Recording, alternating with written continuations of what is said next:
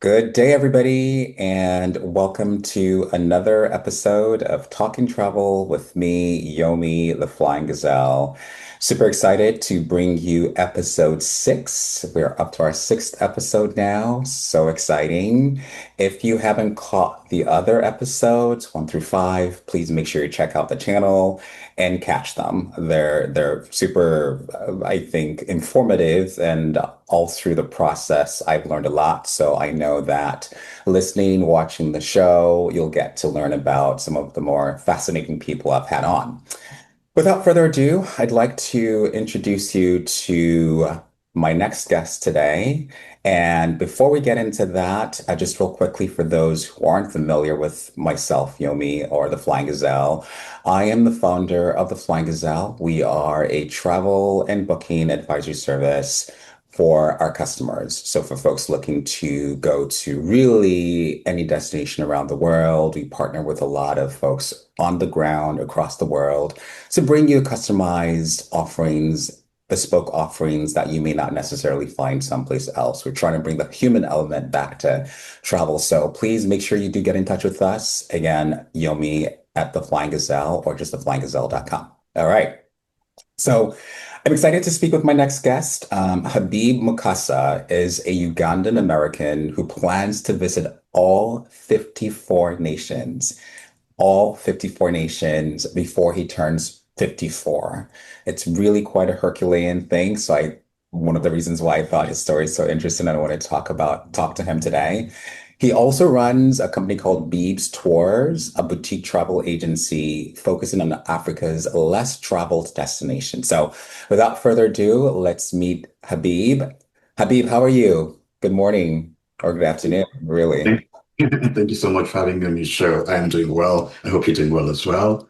Doing quite well. Thank you so much. Yeah. So we'll just get right into it. I'd love to for you to tell us about yourself, tell us your story, where you're from. We just talked about you being Ugandan American, so maybe just lean into that a little bit more, your profession, and what propelled you to where you are today. So my brief intro, if you could just expand upon that a little bit, that would be great for us and our listeners. Thank you so much for having me on the show. I am Habeeb Mukasa, and I'm a Ugandan American, born and raised in Uganda. I moved here exactly 20 years ago in the US. I live in Atlanta, and I am a web developer, but then I am also a travel advisor, specifically for the continent of Africa. So, small background, when I arrived in the US, one major thing that I did realize is that Americans at the time, 2005, had not traveled that much to Africa or even left the US that much compared to the other countries, in Europe or in the West. So I decided to go on a mission later on to visit all 54 African countries before I turned 54. Now, myself, just being from Africa, being from Uganda, I'd only been to a handful of countries, the neighboring ones, Kenya, Kenya, Tanzania, and those, but I hadn't discovered the other 54. And then when I noticed that a lot of people are beginning to travel to Africa, they were only going in specific places. So that was Ghana, Egypt, maybe some people would go to Morocco and South Africa.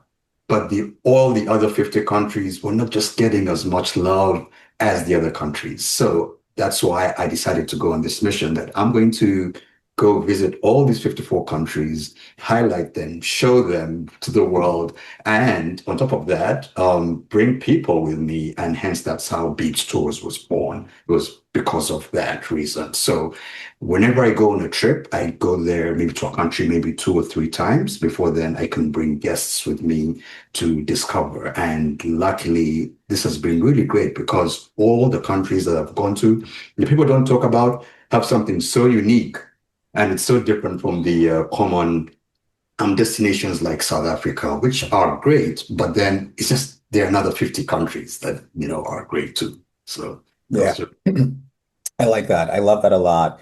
There's just so much to the continent. I don't know if you caught my very first episode of this podcast. I had another guest who really specializes in tours to Ghana. I know Ghana's getting a lot of fanfare these days, but still, there's a lot of ways to go in terms of folks not really having scratched the surface of the continent. So I really love what you're doing. I've seen a lot of your content, and you really do some very custom, very bespoke, very specific kind of tours, which is really exciting. And I know a lot of folks who are watching, listening would be interested in taking you up on. So that's fantastic. I also like the fact that you go there, right? You visit a few times prior to doing your tours so that you have a good lay of the land, right? And that it's really, again, customized for the particular traveler. So picking up on the theme of visiting those countries or really getting to all of the African nations, you might have talked about this a little bit, but maybe lean into a little bit more. So, what is the impetus for trying to get to all 54 countries, right, before you turn 54? And part two of the question is, how's your progress so far? Right. So when I was just thinking about this, like, okay, I mean, probably seen a lot of people have been like, oh, I visited all countries in the world and everything, and that's fine. I don't think I'll ever do that and visit all. You might. I don't know. That would be a big mistake, like an unexpected mistake. But then I was like, well, I don't want to take forever to do this, right? That's why I kind of just strangely came up with the number 54 in age. I was like, I'm not yet 54. And there are 54 countries. So let's put the two together. So there wasn't really much thinking about it. It was just like, well, I need to set a timeline. And in the beginning, I was very aggressive. Like I was like, oh, I have to go two, three countries a year. And then over time, that has slowed down because then I was kind of missing and just going to a country just because. But I was missing the real deal, which then makes the trip longer over there. So I just kind of cut down to it. Right now, I turned 48 this year. I have only made 47. Sorry, I have finished. I'm sorry. I'm turning 48 this year in August, and I have completed 17 countries by the count. Now, when I'm asked about how many countries I've visited in Africa, in the beginning, again, I was like, okay, yeah, I'm on number 10, number 11, number 12. But then now I even tend to forget which one I'm on. And it's only just because I have this app that keeps track of it. And now I can, just go back and then see how many countries I am. So I kind of like, in the back of my mind, I know by 54 I need to finish them. At least that's the goal. But then I also don't want to put so much pressure on myself and then not enjoy the moment of visiting these countries. So some by mistake have been repeat countries, and that's because I really like them, so I go back again. And before I was like, oh, dang, I could have gone to another country, but just because I like the people, I make friends there, I kind of go back to these countries. 100%. I mean, I'm a creature of habit. So, like, if I like a place, I tend to visit over and over again. And it's interesting you mentioned, initially just sort of like hitting those nations just to get a number count. And I know that's how I kind of was like much earlier when I started traveling. It's like, okay, let's hit this place and hit a whole bunch of places around. And then it's just so hurried. And you don't really get the time to settle down on a place and really get deeper into the culture, the people, the way of life, right? And, I've traveled so much more differently since then and really try to lean into, what's going on and trying to spend more time in the place and then visit again, like I said, just being a creature of habit. So, I can certainly relate. And if I'm doing math correctly, and I'm not the best math person, so you've got 6 more years, right, to complete everything. Is that correct? Reminding me, I had no idea. I've never thought of it like that. How many more do I have left? Thank you. I didn't know 6 years. Okay, it's possible. It's possible. And I have something planned when I turn 50. And I think that will kind of, it will be a big milestone, obviously. But then that will be a good time to cut off that number. Yeah. Sure, sure, sure. And I think the beauty about this too is that even I hope you do make 54 by 54, but even if you don't, it's the experience, right? It's the experience Yes. haven't Yes. had this goal to do this that really counts at the end of the day. So to your point earlier about not putting pressure on yourself, I love the fact that you're kind of just taking it as it goes. And yeah, we'll see if you get to 54 by then, and hopefully you do. But if not, it's It is all too. good. It's Absolutely. true. So, what was your most recent country or countries, right? And were there any highlights that you'd like to share with us? Yes, so at the beginning of this year, I went to Ghana for 30 December. I had a few clients who were there for that time, right? So I Yeah. was like, okay, this is going to be a good time. I can hit a few of the countries around there, including Mauritania, which I had been before, but I didn't just get to finish what I wanted to do over there. So unfortunately, Mauritania then changed its visa requirements when I was in Ghana. So it was just kind of a little bit of a mess. It was difficult to get to, but I went there. And then I also went to Mali. And then the last one was Burkina Faso. That's the latest one that I came from. And for Burkina Faso, I thought that, okay, obviously, with what I had seen in the media, it's just kind of like it's a dangerous country and all of that. And it just wasn't the case. So when I got there, I was like, oh, this is like any other African country. I was going to be there for maybe a couple of days because I'd kind of researched and I was like, oh, there's maybe not much to do. But then the guys were like, no, no, no, no, no. Oh, no, we have all these things that we have to do. So then, just one day became another, became another. I think I was just there for over a week that I wasn't even expecting. And I was Wow. like, I have to go back to this place. I Wow. was just, so that was Burkina Faso was definitely the highlight of those like four countries. That's right. That's right. That's so cool. I mean, it's you're as you're speaking and talking about all these nations, I'm in my mind, I'm like, wow, I would love to visit, and that's certainly on my radar.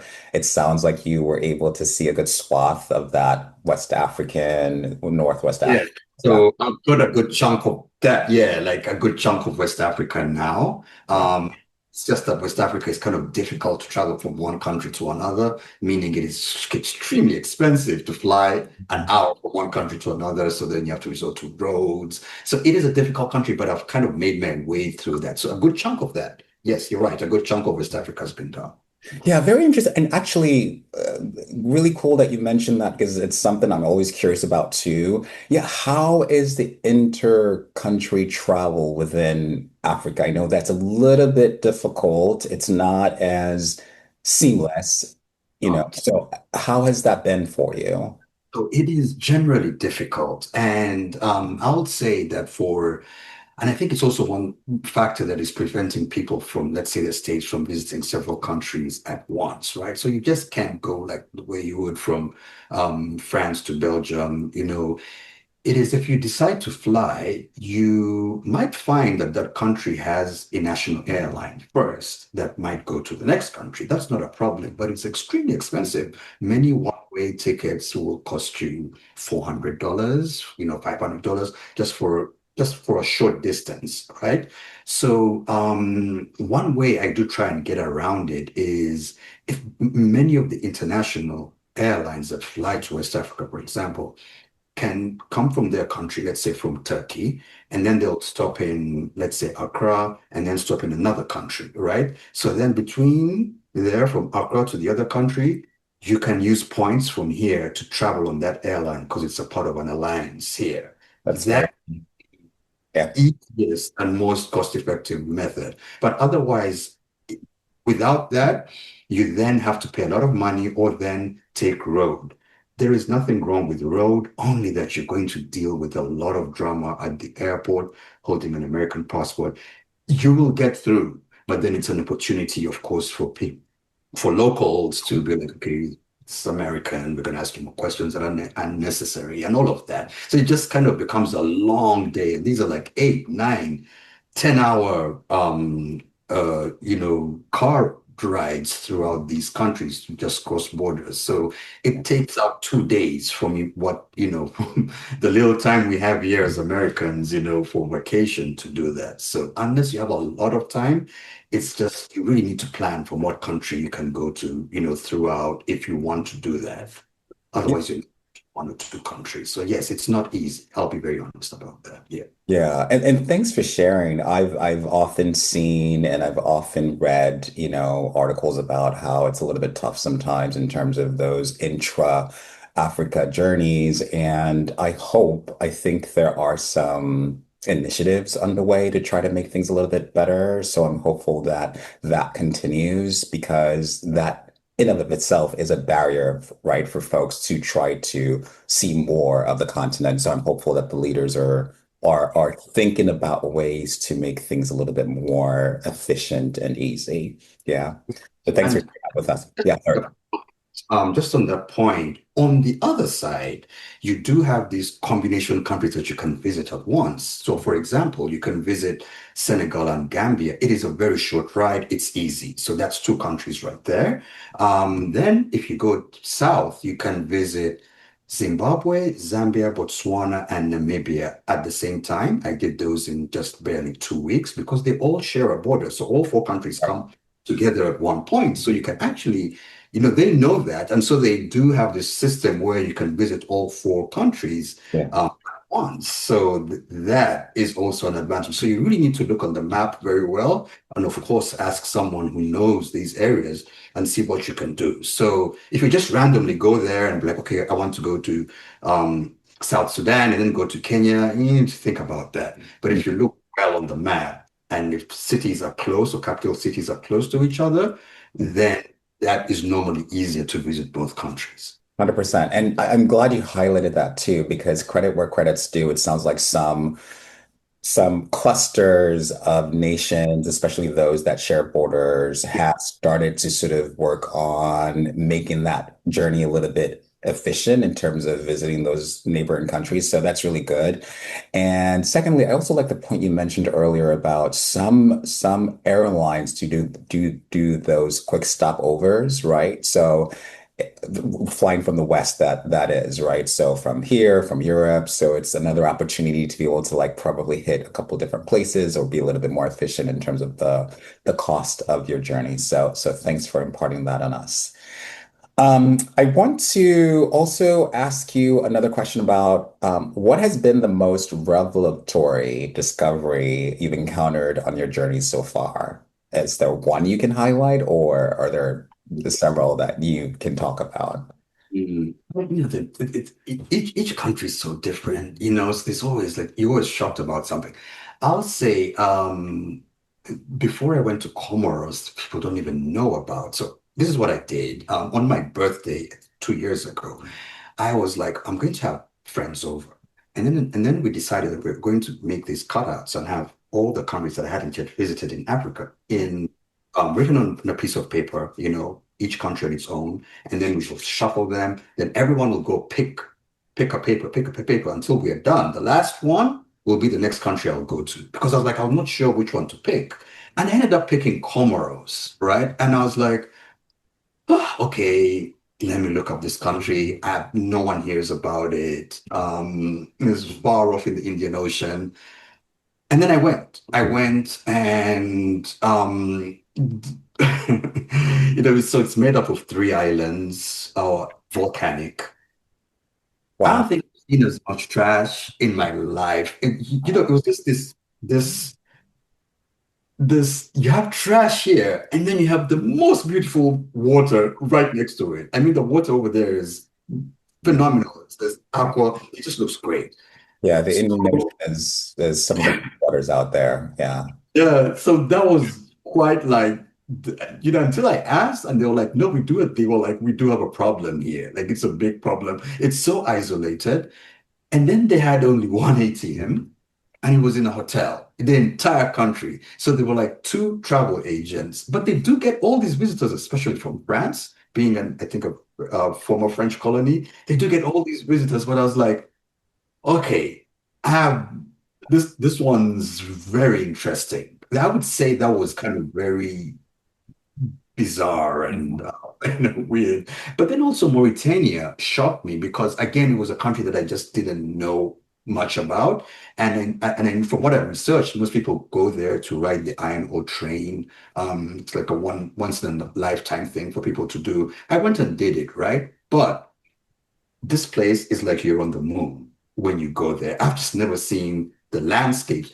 I don't know if you've ever gone to a place where it is 99% desert. It's just very eerie, it's just it's Imagine. like a state. So So sand dunes, and only, yeah. only. There's nothing else. This is 99% of it. So once you leave the capital city, Yeah. that's it. That's all you're going to see. And then you'll see all these rocks and formations that were made years and years ago. And it's just like, where am I? It's just like honestly, I felt like I was on the moon. That's how I felt.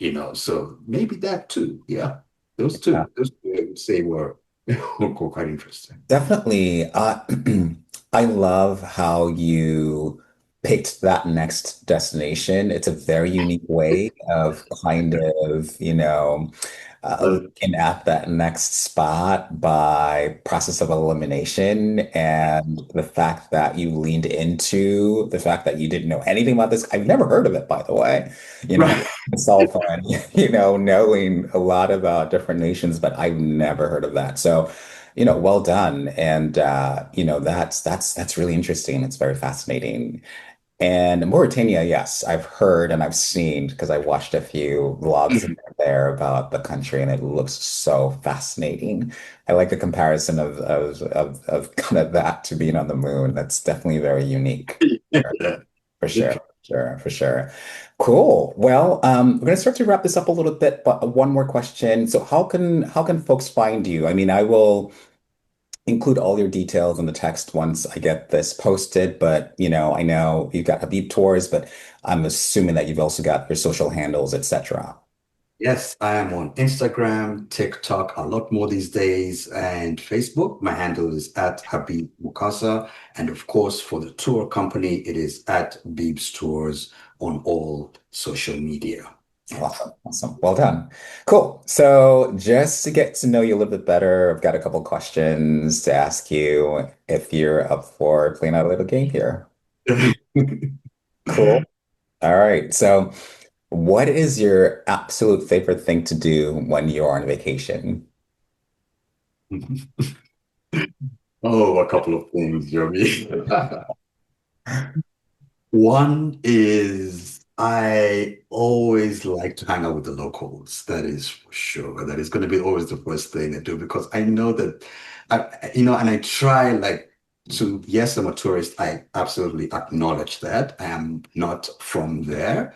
But then I always try to keep it very low key with them and just be like, okay, I am casual. Do not stress about trying to get all these things done for me. Let's just go with the flow. That's going to be the first thing. And And then, and if I may, pardon me for interrupting you, how do you meet the locals? Is it just random? Do you make, yes, so it's normally with the tour guides. I always try and get a sort of feeling with them prior to going. We chat, and then I tell them what I'm trying to do. I'm trying to visit all 54 countries. And I have not had anyone who's like, okay, well, this is going to be very commercialized. Like, okay, you're coming, we're going to do this. No, they're like, oh, they're very happy to hear that. And they're always doing extra, to help to be like, hey, how can we make this better for you? And yes, we will show you those other places that most people don't talk about. So it's always with the tour guides. And then they introduce me to their friends. When I went to Mali, as soon as I landed, the guy was like, okay, so do you have any clothes? Because tomorrow my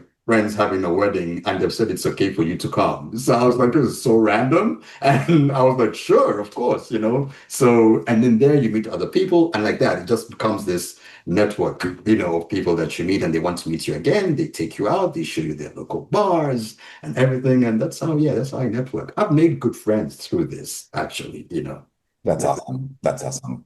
yeah. I I love would say even the food is another thing that I will try. I struggle in West Africa, to be honest. That's just that. I just struggle in West Africa. There's a lot of bread, a lot of the French influence there. So it's bread, bread, bread. I get tired of it. But then yes, I try as much as I can to try the local foods. I'll add that to meeting the locals. Got it. Got it. Yeah. I hear you about the meeting the locals and being with the locals is one of my favorite things to do as well. And I find that, even if you're just out and about and, maybe you go to a store or a restaurant or a market or you're on the beach, whatever it is, and you just strike up a conversation, it's just amazing how things just sort of like expand and evolve into, hey, you become friends, or you learn so much about the area. And I think traveling and being open when you're traveling and just really being open and being a sponge to soaking, what you're experiencing is definitely very key. So I can certainly relate with you on that. Cool. And you said that, so that was one thing. You said there were two things, if I'm not mistaken. So what's number two? The answer was the food. And that's kind of like it's been up and down. Like, so I always go with this mind that, oh my God, I have to try and maybe I should take that out of my mind because I always go with this, I need to try the local food, I need to try the local food. But again, in West Africa, for example, I was just kind of like, okay, everything is bread, bread, bread, bread, bread, bread, eat bread with this. And I was getting tired of it. So I was like, yeah, I'm not feeling it. But then when I go on the other side of the continent, I'm like, oh, yes, I am related to food. I really like the food. I'm going to try as much as I can, as far as I can. Yeah. So, Yeah. food, Good. I hear you on the food too. I have more limited diet, more limitations from a dietary perspective. So I'm not always able to try everything. I don't eat meat. So right. for the most part, it's usually there's something to find and eat, and you kind of work your way through it. One quick thing, I'd be remiss if I didn't mention this. So yes, lots of bread, I'd imagine, in those northern West African countries. But have you been to Nigeria at all? Haven't yet been to Nigeria. I have not yet been to Nigeria. Everyone's asked me this question. Like, I'm coming, but everyone's asked. I sort of have a plan, but I've just not yet been to Nigeria. Yeah. Yeah, I only bring it up because actually I think there's virtually no bread. Well, there is, but it's not part of every meal like you might have someplace else. And it's really, really quite tasty. I'm biased, of course, but yeah, whenever you get there, I'm sure you'll get to try the cuisine. Cool. All right, and so the next thing is, I'd imagine, given the theme that you've got, but I'll still ask the question, what's next on your radar in terms of a travel destination? Okay, so, it's funny you asked me this question. So my next destination was actually supposed to be Chad, and that's in September. So Yomi, I've found over the years that going to a country when there's some sort of festival has been advantageous because it's something that you can kind of relate to as well. You can enjoy with the locals, and there's some sort of celebratory theme that's in the atmosphere. So I've always longed to go for the Gero Festival that happens in Chad and Niger, and that's at the end of September. The guides who I talked to are like, look, let's come with a group because it's a very difficult place to go to. So Mm. even if you've not been there, it will be fine, right?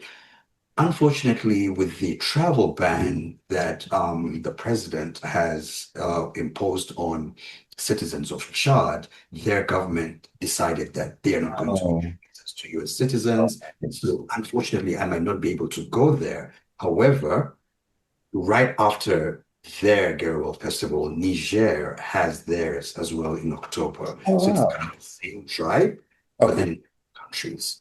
So, Right. but hoping that nothing else blows up. So Yeah. Chad is kind of like where I was going to go next. But with this, then it's going to be probably Niger. Okay. Okay. That makes sense. And yeah, I guess sometimes, not to, lean into politics necessarily, that sometimes when there are these bans, then of course the other government makes a retaliatory ban. It's sort of like a tit for tat. And Exactly. a lot of times travelers and regular people are the ones who get caught up in a lot of this stuff. So, hopefully it's not long lasting, but I'm glad that you're gonna get to experience it on the Niger side, and hopefully that's a lot of fun as well. Yeah. Cool. Well, I mean, that's really our time today. Habib, it's really great talking to you. Any last bits of wisdom you'd like to impart on our audience or anything else you'd like to share? I'm a very open traveler. You want to join on any of my trips, just come on. Even if they're the ones that's going to see the country, I'm always open. People joining me as long as they're like-minded, I have no problem. I would definitely love maybe to run across you in one of those countries, Johnny, sometime. 100%, 100%. Yes. Yeah. Absolutely. I mean, that would be super cool. I mean, like perhaps we could even do this on location somewhere sometime Absolutely, absolutely, yeah, that'd be brilliant. versus being virtual. That would be so much Yes, fun. yes. For sure. We'll definitely keep in touch. I really appreciate you being on the pod today. Thanks for imparting all of that stuff on us. I know I've learned a lot. I'm sure the audience would too. So again, thank you so much and safe journey and safe travels and look forward to catching you soon. So much, I appreciate it. Have a good one. Take care.